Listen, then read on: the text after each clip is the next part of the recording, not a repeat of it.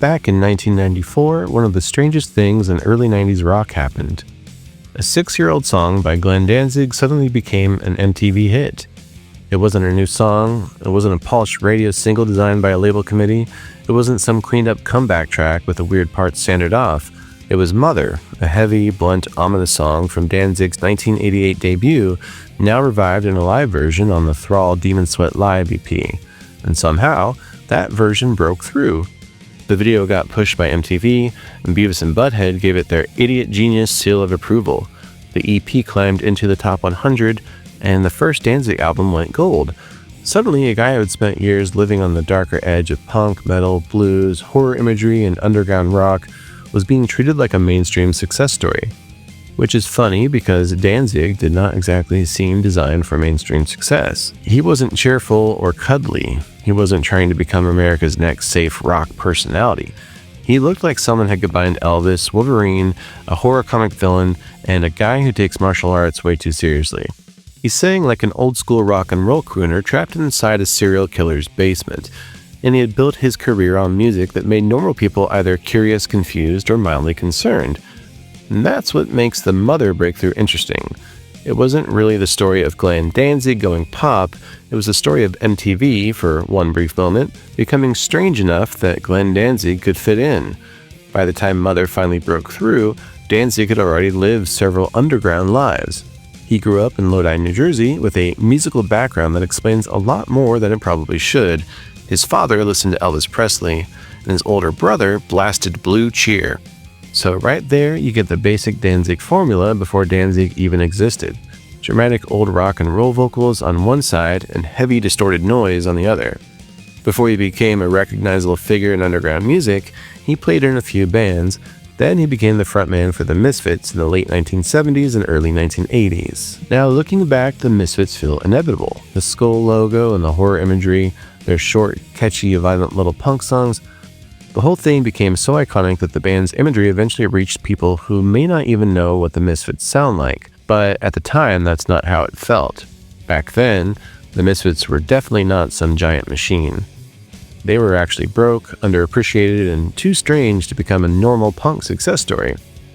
Horror punk sounds obvious now because the Misfits helped make it obvious, but at the time, it was still a pretty weird lane to be driving in. Danzig wasn't just pulling from cheap horror all the time either. He was into writers like Edgar Allan Poe, Charles Baudelaire, and Charles Bukowski. He admired Patti Smith, and that's part of what makes this whole thing more interesting than just spooky guy-like scary stuff. There was always a literary old rock and roll comic book monster movie pileup happening in his head. Eventually, though, he got frustrated with the Misfits, and he felt limited by the band and moved on to Samhain, a darker and more experimental project. And Samhain wasn't just the Misfits, but different. It was Danzig trying to make the music more serious and push it somewhere heavier and moodier. He later remembered a producer telling him that with Samhain, he finally had a real band. And that may sound harsh, but it also shows where Danzig's head was. He wasn't trying to stay frozen as a cult punk singer forever. He wanted something bigger, darker, and more controlled. And then Cliff Burton enters the story. In 1986, Metallica's bassist reportedly told Rick Rubin to check out Samhain at a new music seminar gig. Rubin went and saw Danzig and came away impressed. What he saw was not just a scary frontman. He saw a real singer and songwriter who, in Rubin's view, had not always had the right people around him. Which sets up the next phase, the band Danzig. It was Glenn Danzig on vocals, Eerie Von on bass, Chuck Biscuit on drums, and John Christ on guitar. So on paper, it was a strange mix of underground punk credibility, heavy rock muscle, and old-school vocal drama. But in practice, it gave Danzig the room to become something that did not fit neatly into anyone's category. Their 1988 debut album was produced by Rick Rubin before the band even played live together. Sounds like a terrible idea, but it worked because the record had a very specific identity. It was heavy and simple and bluesy, dark and catchy in a way that didn't feel like hair metal, thrash, punk, or classic metal, even though it brushed up against all of them. People tried to label it anyway, because that's what people do when they're confused. Metal, thrash, speed metal, death metal, whatever. None of those labels really nailed it. Danzig sounded more like Black Sabbath had been dragged into a room with Howlin' Wolf records, Elvis records, horror comics, and a very angry gym membership. and sitting on that debut album was Mother. And at first, Mother was not some massive hit. It was a strong song on the first Danzig record. It has a big riff, huge vocals, and a simple hook. And it's a song that sounds obvious now only because time has made it obvious. The original video didn't become an MTV sensation in 1988, and MTV didn't jump on it, partly because the video included fake occult shock imagery involving a chicken and a bikini-clad woman. Danzig later said the network had a strong negative reaction to it. So basically, MTV saw the original version and was like, no thanks, we're good. Which honestly isn't too shocking. In 1988, MTV still had plenty of glossy, rock star nonsense to work with. It didn't need to figure out how to package a short, muscular, black-clad horror blues metal singer who looked like he might either perform a Roy Orbison tribute or curse your whole bloodline. So Danzig stayed where he already was, on the road, in the underground, building a cult audience the hard way. And the band toured behind the debut, then came Danzig 2, Lucifuge in 1990. Then Danzig 3, How the Gods Kill in 1992. The audience kept growing, but Danzig still seemed like a cult figure more than a mainstream one. By 1993 and 1994, rock culture had changed significantly. The polished late 80s rock machine had lost a lot of its grip, and alternative rock had made mainstream audiences more comfortable with darker, weirder, less traditionally glamorous artists. MTV was no longer just selling rock stars who looked like they'd been assembled in a hairspray laboratory. The channel now had room for oddballs, burnouts, weirdos, cartoons, sarcasm, and stuff that felt a little less sanitized. That was the opening. Danzig did not become normal just shifted. And when Thrall-Demonsweatlive came out in 1993, the live version of Mother gave MTV a version of Danzig that suddenly made sense in the moment. The song was old enough to have history, but new enough in live form to promote it. It sounded heavy, but it was simple enough to grab people immediately. And it had a huge chorus and attitude, and had that kind of dumb primal power that Beavis and Butt-Head could understand perfectly, which matters more than it sounds like it should. Beavis and Butt-Head weren't exactly music critics, unless your idea of music criticism is two animated morons laughing on a couch, but in the early 90s, their approval could make something feel cool, ridiculous, and strangely legitimate all at once. So if they liked a video, teenage viewers noticed, and if they kept reacting to it, it became part of the MTV atmosphere.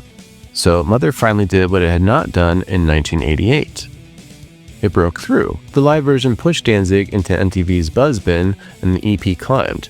The debut album went gold, and now this underground lifer who had spent years being too dark, too heavy, too weird, just too hard to classify, was suddenly getting a mainstream moment. And Danzig's own explanation was basically, well, we were here the whole time. He said the band had simply stayed together long enough for everyone else to catch up, which might be the whole story in one idea. He didn't soften the music for radio. He didn't suddenly become friendlier.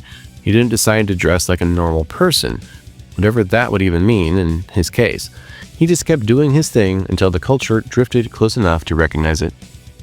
Around this time, he was living in Hollywood, and the neighborhood had recently been hit by the Los Angeles earthquake. His house had some visible damage, though it was pretty minor. Porch columns had crumbled, the chimney had damage, and cracks were visible. Danzig said he had already been thinking about moving anyway. But inside, the atmosphere was exactly like what you would expect.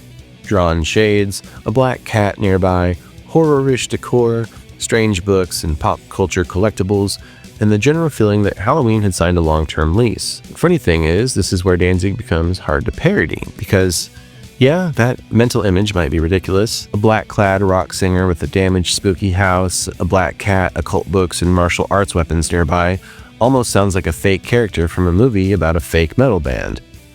But with Danzig, the ridiculousness is part of the authenticity. He really was into all this stuff. Horror, comics, old rock and roll, dark literature, martial arts, outsider imagery. It wasn't a costume he put on. If anything, the problem was the opposite. He was so committed to being himself that the mainstream had no idea what to do with him until it became profitable to pretend they understood. He was obviously not just a singer with a spooky logo. He was intense, actually funny, combative, suspicious of authority, and very comfortable making people feel uncomfortable. He could come across like a serious artist, a monster kid, a tough guy, a provocateur, and a guy who really wanted everyone to know he had read the dangerous books on his shelf. He wasn't easy to package. He wasn't built for the clean, harmless version of rock stardom. Even when MTV was finally playing him, he still seemed like someone who might ruin the press cycle by saying exactly the thing a publicist would beg him not to say. And that's what makes the Mother moment so much better than a simple underdog story. The simple version would be misunderstood artist finally gets the recognition he deserves, but the real version is messier. Glenn Danzig built a world that scared off casual listeners, confused genre labels, and made television nervous. Then, because the early 90s were weird enough, the same world suddenly became useful to MTV. The dark imagery, the heavy riff, the cartoon approval, the outsider attitude, and the old song coming back to life, all at the exact right moment. All of it lined up. He wasn't suddenly safe. He was just suddenly usable, and that's a big difference. That's why his breakthrough feels less like a launch and more like a delayed reaction. And for fans of Danzig, it's satisfying to know that the song was not some compromise. It was not a fake version of him. It was one of the clearest versions of him. Heavy, dramatic, dark, catchy, stubborn, and just theatrical enough that you cannot tell where the joke ended and the threat began. And that's why it still works. Mother became the doorway for a lot of people who had no idea where Danzig came from. Some found the Misfits afterward, and some even found Samhain. Some just knew the big chorus from MTV. Some probably only knew that Beavis and Butt-Head liked it. But for one weird moment in 1994, all of those audiences overlapped. The underground fans, the metal kids, the punk kids, the MTV viewers, the cartoon couch critics, the people who thought he was cool, the people who thought he was ridiculous, and the people who just couldn't decide. And Glenn Danzig stood in the middle of it, not exactly transformed, not exactly graceful, and definitely still not normal. That's the real punchline. He did not go pop. MTV just wandered into his neighborhood